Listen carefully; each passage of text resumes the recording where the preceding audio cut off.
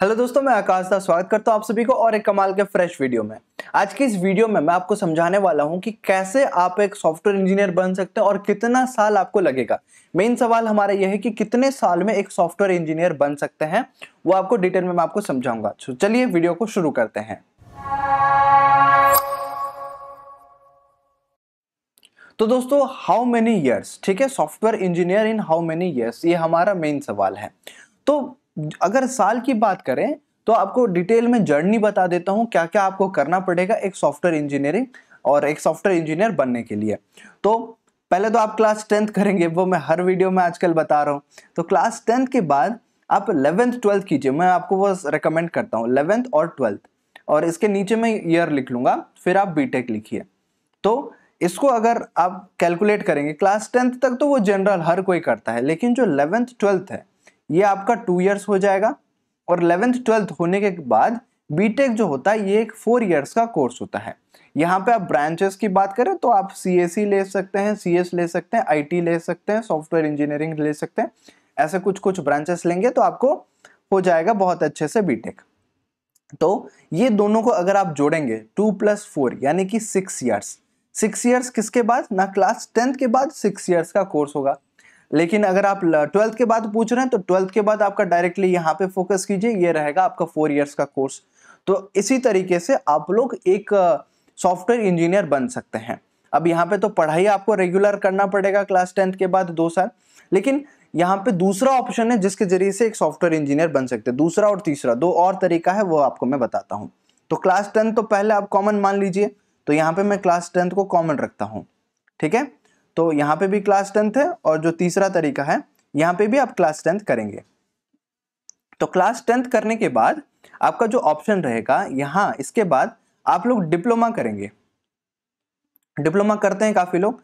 Diploma के बाद आप क्या कर सकते हैं, आप डायरेक्टली एक सॉफ्टवेयर इंजीनियर बन सकते हैं सिंपल डिप्लोमा के बाद, या फिर इसके बाद आप बीटेक कर सकते हैं। इसके बाद अगर आप बीटेक करते हैं और यहाँ पे भी आप डिप्लोमा करके बीटेक करते हैं तो सेम चीज है, लेकिन ईयर में थोड़ा सा फर्क आपको दिखेगा। कैसे दिखेगा वो फर्क मैं आपको थोड़ा सा समझा देता हूँ ये सभी चीजों में। चलिए यहाँ पे मैं ब्लू कलर में समझाता हूँ। 10th और 10th ये दोनों तो मान लीजिए कॉमन है आपका कंपलसरी। 10th के बाद अगर आप 11 12th की, बेस्ट ऑप्शन मैं आपको बता दिया जो मैं करंटली कर रहा हूँ। मतलब 10th के बाद 6 साल में आप एक सॉफ्टवेयर इंजीनियर बन जाएंगे।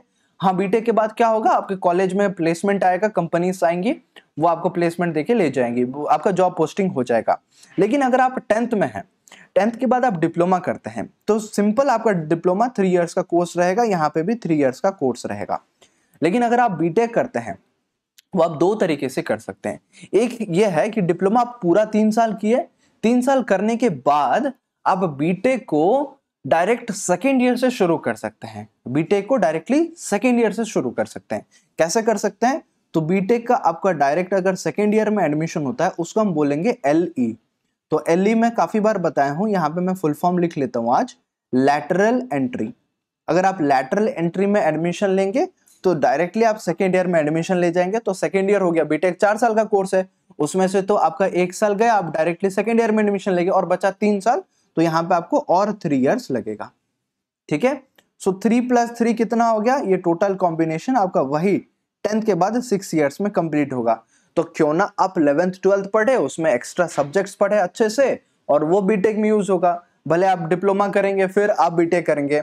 जो चौथा ऑप्शन है, मतलब जो लास्ट ऑप्शन है, तीसरा ऑप्शन है, वो ये है कि आप डिप्लोमा तो करेंगे 3 साल का, उसके बाद बीटेक के फर्स्ट ईयर में आप एडमिशन लेंगे। बीटेक के फर्स्ट ईयर में एडमिशन लेंगे तो बीटेक पूरा 4 साल करेंगे और डिप्लोमा भी पूरा 3 साल करेंगे। ये टोटल मिलाएंगे तो ये 7 इयर्स का कोर्स हो रहा है। तो इसमें तो 1 साल ज्यादा लग गया। तो इसीलिए हमेशा कोशिश कीजिए कि आप सिंपल क्लास 12th करें 2 साल का कोर्स, और उसके बाद आप बीटेक करेंगे 4 साल का कोर्स। और बीटेक में ऐसा नहीं कि हर किसी का 4 साल में कंप्लीट हो जाता है।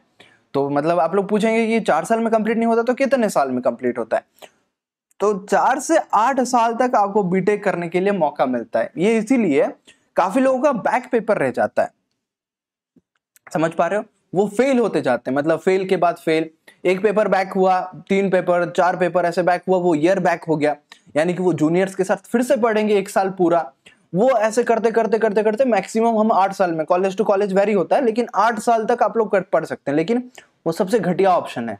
ऐसा कभी बैक पेपर मत लीजिए। बैक पेपर को कैसे क्लियर करना है आपको किसी दूसरे स्ट्रैटेजी वीडियो में बता दूंगा, लेकिन फिलहाल मैं इतना बताना चाहूंगा कि आप कोशिश कीजिए बीटेक में बैक ना आए। 4 साल का कोर्स है, 4 साल में कंप्लीट हो जाए। जैसे 10th तक आप पढ़ते हैं, सपोज आप 9th में फेल हो गए तो 9th फिर से पढ़ना पड़ता है ना। आपको फिर से जो सप्लीमेंट्री एग्जाम है वो देने का मौका मिलेगा, अदरवाइज फिर से पढ़ना पड़ेगा। 11th 12th में भी वही चीज है। अगर आप 12th फेल हो गए तो आपको फिर से 12th देना पड़ता है, या फिर कहीं पे आप ग्रेजुएशन में ज्वाइन कर जाते हैं और फिर से आप 12th का एग्जाम देते हैं, बोर्ड एग्जाम। मैंने तो काफी ऐसे कंपार्टमेंट स्टूडेंट्स को पढ़ाया हुआ है। तो आप भी अगर ऐसे कंपार्टमेंट स्टूडेंट और सॉफ्टवेयर इंजीनियर बनना चाहते हैं तो मुझे कांटेक्ट कीजिए, ताकि मैं आपको पढ़ा दूंगा मैथ्स। मतलब मैथ्स में जो फेल होते हैं मैं उनको पढ़ाता हूँ, तो मैथ्स पढ़ा दूंगा, आप लोग क्लियर करके एकदम अच्छे से बीटेक में एडमिशन ले सकते हैं। और कंप्यूटर साइंस में एडमिशन काफी लोग को मिला है, जिनका मैथ्स में बैक पेपर था फिर भी वो क्लियर करके कंप्यूटर साइंस में एडमिशन लिए हैं। तो ऐसा था कुछ स्ट्रेटेजी जो आप लोग यहाँ पे अच्छे से देख पा रहे हैं। और कुछ और क्वेरीज होता है तो आप लोग मुझे मैसेज कीजिए, कॉन्टैक्ट कीजिए कमेंट सेक्शन के जरिए से, वो वीडियो में बता दूंगा। और सिंपल अगर समरी में आपको बताऊं तो 10th के बाद आपके पास 3 ऑप्शन है। हालांकि देखा जाए तो अगर पूरा समरी करेंगे तो यहाँ पे आप क्लास 10th कर लिए, क्लास 10th के बाद आप मोटा मोटी आपके पास 2 ऑप्शन है। तो आप यहाँ पे 11th और 12th करेंगे और साइंस स्ट्रीम से कीजिएगा, ठीक है। 11th और 12th, 11th 12th करेंगे या फिर डिप्लोमा करेंगे।